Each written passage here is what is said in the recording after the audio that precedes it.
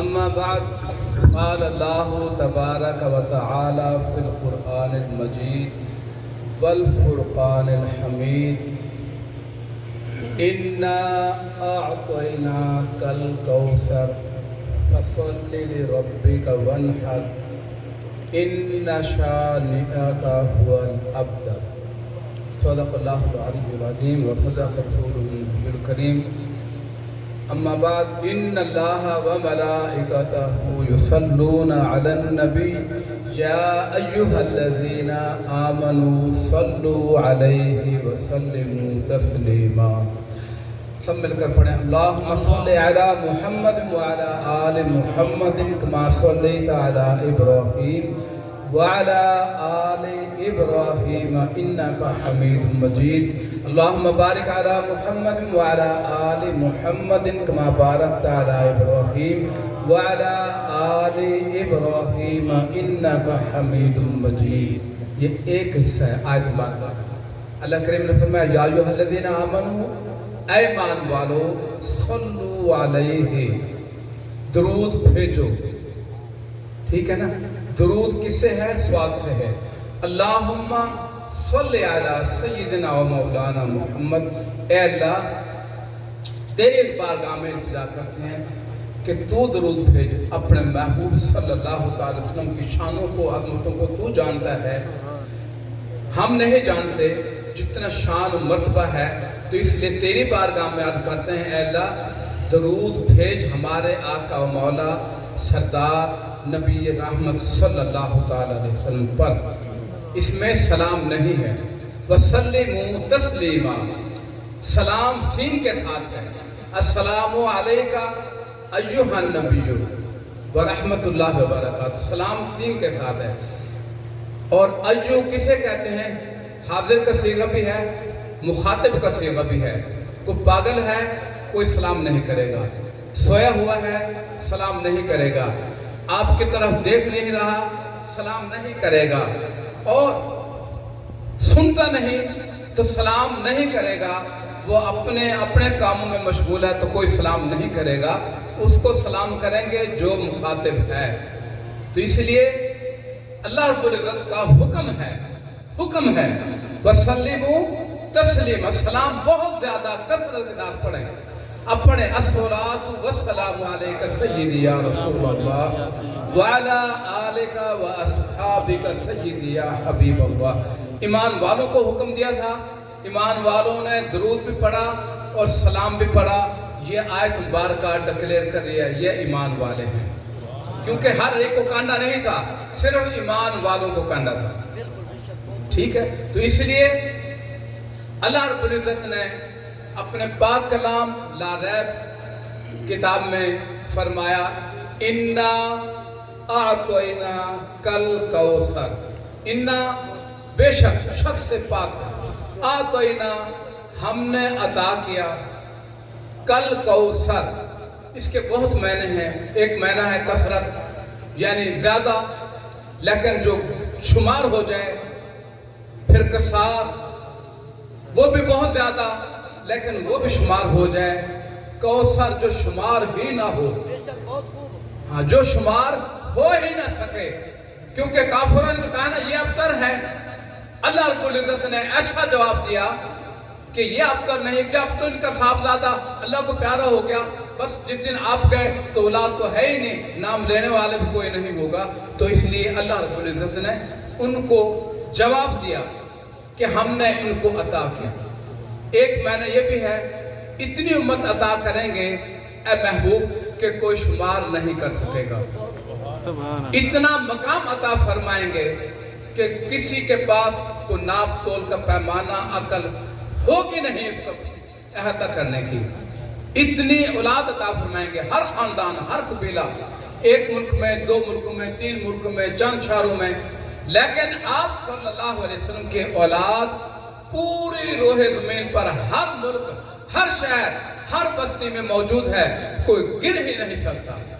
تو اللہ رب العزت نے آپ کو یہ اپنا قانون تبدیل کر کے باقی پوری انسانیت کے لیے ان کی اولاد ان کے بیٹوں سے چلے گی، مگر آقا کریم علیہ السلام کی اولاد آپ کی آل سے چلے گی، جس کا اللہ رب العزت نے بھی قرآن کریم میں حکم دیا۔ لیکن آج کا جو موضوع ہے اس موضوع کو دیکھیں، اللہ رب العزت نے اپنے پیارے محبوب کریم صلی اللہ تعالی علیہ وسلم کی پیاری آل کا، عظمتوں والی شانوں والی آل کا ذکر اپنے پاک کلام میں ایک خاص مستقل موضوع عطا فرمایا۔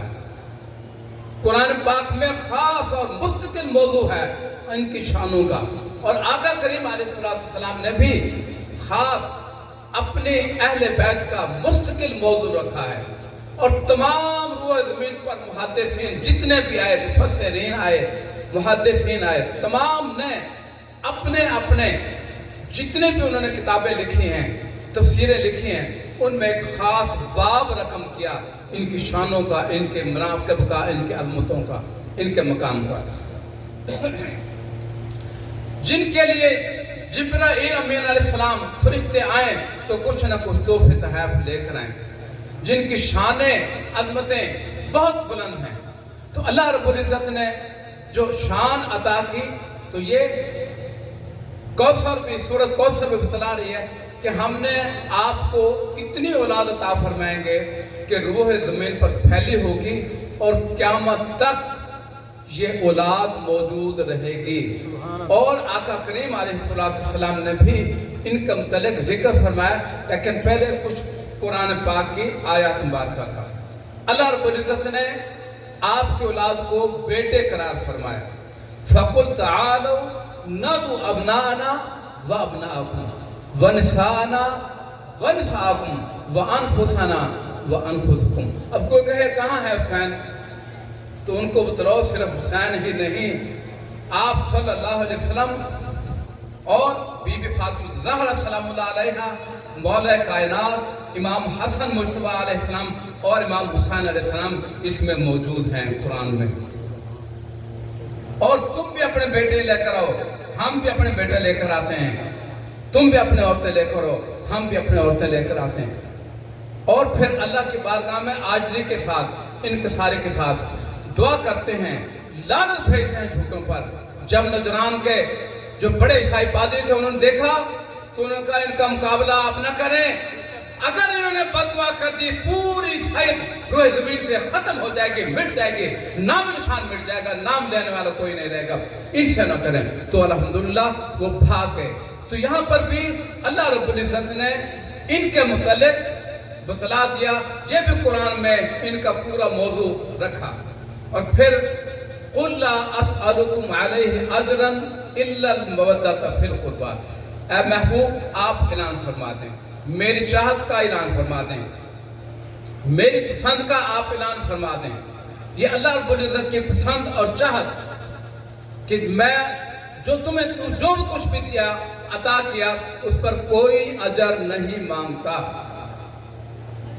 ہاں کیونکہ لوگ دیتے تھے نا تحفے تحائف، آپ نے منع فرما دیا، میں آپ سے اپنی اہل بیت کی مودت کا سوال کرتا ہوں، کیونکہ یہ جو ان کے ساتھ جڑ جائے گیا وہ فلاح پا گیا، وہ کامیاب ہو گیا۔ تو اس لیے ہماری نجات کے لیے یہ حکم دیا کہ تم ان سے محبت کرو، مودت کرو۔ محبت یہ ہے کچھوے کو اور دیگر جانوروں کو، مینڈوں کو پانی سے محبت ہے، لیکن پانی میں بھی رہتے ہیں، خشک میں بھی رہتے ہیں۔ مودت مچھلی کو ہے کہ مچھلی پانی کے بغیر نہیں رہتی۔ تو اس طرح یہ بھی قرآن کریم میں ان کے لیے اللہ رب العزت نے ایک خاص مستقل موضوع عطا فرمایا۔ جو بھی دنیا میں جہاں پر بھی کوئی پڑھے گا تو ان کی شانیں، اور ہر کوئی قرآن پڑھے گا ان کی شانیں وہ نہ بھی بیان کرتا ہو تو خود بخود بیان کرے گا، خود بخود بیان ہو جائیں گے۔ اور پھر یہی نہیں، انما یرید اللہ لیذھب عنکم الرجس اہل البیت ویطہرکم تطہیرا۔ بے شک اللہ کا یہ ارادہ ہے، اللہ کا یہ ارادہ ہے اے محبوب آپ کی اہل بیت سے رجس کو ایسے دور رکھوں جیسے دور رکھنے کا حق ہے، ایسے دور کر دوں جیسے دور کرنے کا حق ہے۔ ابلیس رجس ہے، ابلیس کے جتنے بھی کام وہ بھی رجس ہیں۔ दुनिया रिज्क है, उसकी चाहत रिज्क है, और शैतान के जितने पैरोकार हैं ये रिज्क हैं, और जितने भी अल्लाह ने हराम करार दिए ये भी रिज्क है। झूठ भी रिज्क है, जुल्म भी रिज्क है, धोखा भी रिज्क है, हक तलफी करना ये भी रिज्क है। अल्लाह पाक ने हसार कर दिया, यहाँ पर कोई रिज्क आ नहीं सकेगा। तो यजीद भी रिज्क था, रिज्क है, रिज्क रहेगा। तो ये रिज्क था तो ये यहाँ पर आ नहीं सकता था, और इमाम आले मकाम बैत करने वहाँ जा नहीं सकते थे, क्योंकि ये रिज्क है, अल्लाह ने रिज्क को दूर रखा। तो इसलिए इमाम आले मकाम अलैहिस्सलाम ने बैत नहीं की। और उसका ये भी ख्याल था कि उसको पता था 2 नंबर दीन, अगर इमाम आले मकाम बैत कर लें तो ये 2 नंबर दीन 1 नंबर बन जाएगा। लोग कहेंगे यही दीन है, 1 नंबर दीन और 2 नंबर दीन, याद रखना।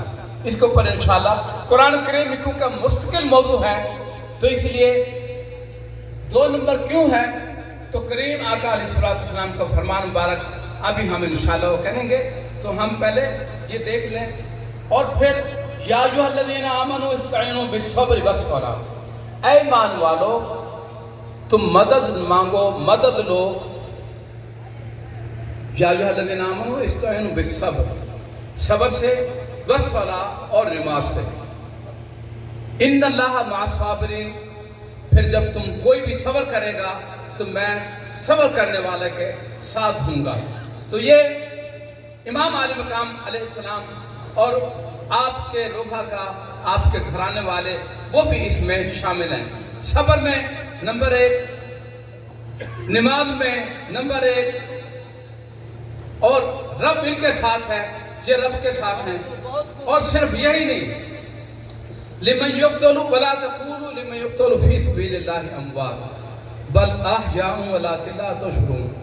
जो अल्लाह की राह में जिनको को शहीद कर दे, वो जो ड्यूटी थी वो कर रहे थे, वो हक बतला रहे थे, किसी को हक अच्छा नहीं लगा तो फिर उसने शहीद कर दिया। अल्लाह रब्बुल इज़्ज़त ने फरमाया कि इनको शहीद मत कहें, या अल्लाह देख नहीं सकते, बोल नहीं सकते, सुन नहीं सकते, हरकत नहीं कर सकते, खा नहीं सकते, पी नहीं सकते, मुर्दा तो है। अल्लाह ने फरमाया तुझ में इनकी ज़िंदगी का शऊर नहीं। पीर साहब पढ़ रहे हैं, तुझे शऊर नहीं, मुहद्दिस पढ़ रहे हैं, तुझे शऊर नहीं, आलिम पढ़ रहे हैं, तुझे शऊर नहीं, नेक पढ़ रहे हैं, जितने भी मुफस्सिर पढ़ रहे हैं, जो भी पढ़ रहे हैं, अल्लाह ने फरमाया इनकी ज़िंदगी का तुम्हें शऊर नहीं। हाँ जी, ये ऐसे हैं। तो इमाम आले मकाम अलैहिस्सलाम उसमें भी शामिल हैं। अल्लाह करीम ने फरमाया वला तहसबन्नल्लज़ीना क़ुतिलू फ़ी सबीलिल्लाहि अमवाता बल अहयाउन, बल्कि ये जिंदा हैं, वलाकिल्ला बल अहयाउन इंदा रब्बिहिम, ये अपने रब के पास हैं, अपने रब के पास। जहाँ रब वहाँ इमाम आले मकाम इमाम हुसैन अलैहिस्सलाम, और जहाँ इमाम आले मकाम वहाँ रब। तो ये अपने रब के पास हैं, यानी इसका मतलब है ये मकाम कुर्ब हासिल किया, ये मकाम कुर्ब है। इंदा रब्बिहिम युरज़क़ून, युरज़क़ून के बहुत मायने हैं। खाना खिलाना युरज़क़ून, मदद करना युरज़क़ून, नौकरी दिलवाना युरज़क़ून, किसी को हुनर सिखा देना युरज़क़ून, किसी की कोई भी किसी भी किस्म की वो जो चाहत है, ज़रूरत है, वो पूरी कर देना, ये भी युरज़क़ून। तो ये अल्लाह के यहाँ रिज़्क़ भी खाते हैं, और फिर युरज़क़ून अल्लाह ने इनको अता फरमाया है ये मनसब, तो फिर ये तक़सीम भी करते हैं, मदद भी करते हैं। ये उस मकाम पर हैं